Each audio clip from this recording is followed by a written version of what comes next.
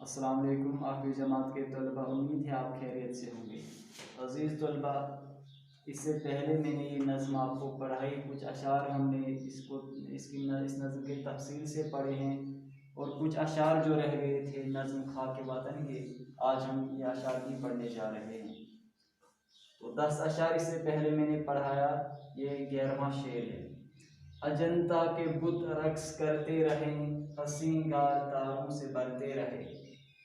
शायर फरमाते हैं, यानी जान निसार अख्तर जिसने ये नज़्म लिखी है, इसमें फरमाते हैं कि अपने वतन के बारे में उन्होंने जो लिखा है, वतन के तय उन्होंने खराज अकीदत पेश किया है और अपने वतन के लिए जो दुआएं उन्होंने किए हैं। इसमें फरमाते हैं कि अजंता के गार जो हैं उसमें जो बुत है वो हमेशा खुश रहे। रक्स से मुराद है, रक्स खुशी की अलामत है। यानी शायर फरमाते हैं कि अजंता के गार में जो बुत है वो हमेशा वो खुश रहे, यानी कौम पर खुश रहे।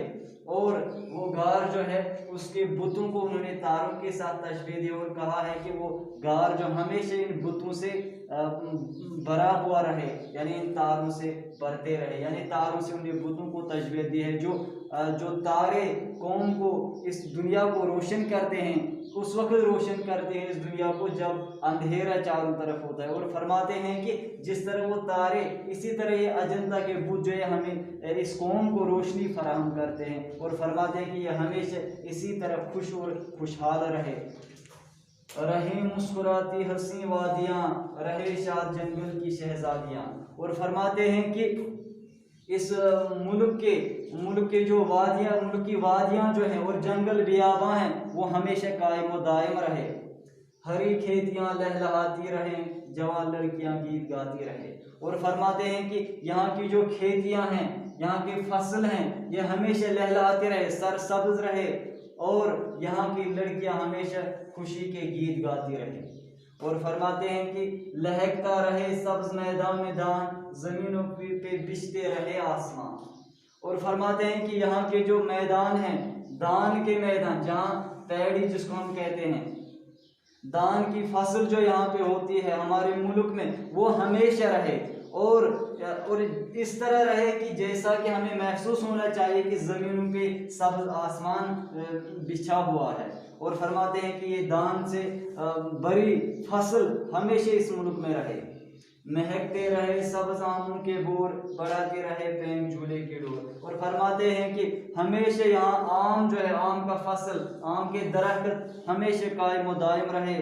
हमारे मुल्क में हमेशा ये दरख्त कायम दायम रहे और झूले की डोर हमेशा ये बढ़ाते रहे, यानी हमेशा ऐसे मैदान रहे जहाँ बच्चे जाकर खेलते हैं, जहाँ बच्चे जाकर झूले झूलते हैं, वो हमेशा झूले कायम दायम रहे दिवाली की जगमग बहार, मंदिरों पे जलते दीवारों की कतार। फरमाते हैं कि यहाँ की जो मजहबी त्यौहार है हिंदुओं की, दिवाली हमेशा कायम दायम रहे, इसकी चमक दमक हमेशा कायम दायम रहे। और वो दिए जो वो जलाते हैं, उन दियों की रोशनी हमेशा फजा में नहाती रहे, यानी हमेशा ये दिवाली और दिवाली के साथ वो रसूम जो उस वक्त निभाए जाते हैं वो हमेशा कायम दायम रहे। फजा रोशनी में नहाती रहे, फजा रोशनी में नहाती रहे, हमारी ज़मीन जगमगाती रहे।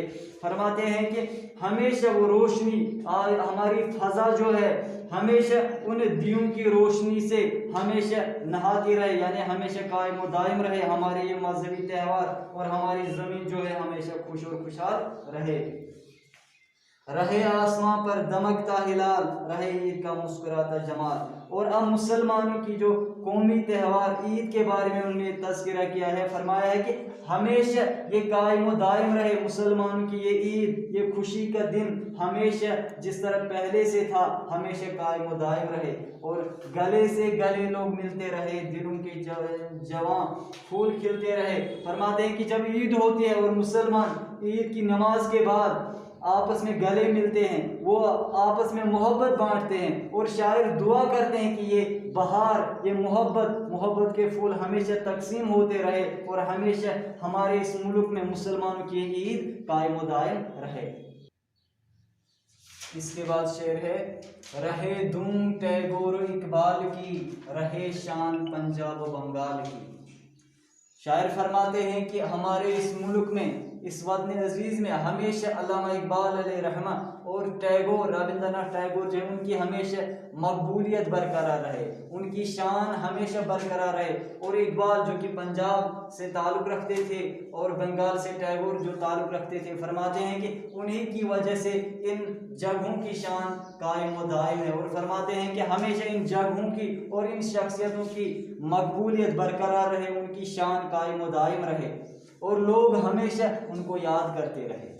रहे नाम अपने अदब का बुलंद, दिलों में समाया रहे प्रेमचंद। और यहाँ पे प्रेमचंद जो कि उर्दू के मशहूर अफसाना निगार माने जाते हैं, उनका तज़किरा उन्होंने किया है कि फरमाया है कि हमेशा उर्दू अदब का नाम बुलंद रहे और प्रेमचंद हमेशा लोगों के दिलों में समाया रहे, यानी हमेशा लोगों के दिलों में प्रेमचंद का मोहब्बत रहे, जिन्होंने इस वतन के बारे में बहुत कुर्बानी दी है और अदब के ज़रिए उन्होंने वो कुर्बानी दी। सदा जिंदगानी गज़ल खां रहे, ज़माने में गालिब का दीवान रहे। और यहाँ मिर्ज़ा असदुल्ला खां गालिब उर्दू गज़ल के मुमताज़ और मुनफरिद शायर और उर्दू गज़ल के पहले फ़लसफ़ी शायर जो हैं, और इसके बारे में उन्होंने कहा है कि हमेशा उनका दीवान जो दीवानी गालिब है हमेशा कायम व दायम रहे और लोग इसको हमेशा पढ़ते रहे और हमेशा उर्दू गज़ल की ज़िंदगानी जो है वो हमेशा जवान रहे, यानी हमेशा यहाँ के लोग गज़ल खां रहे जिस तरह गालिब थे।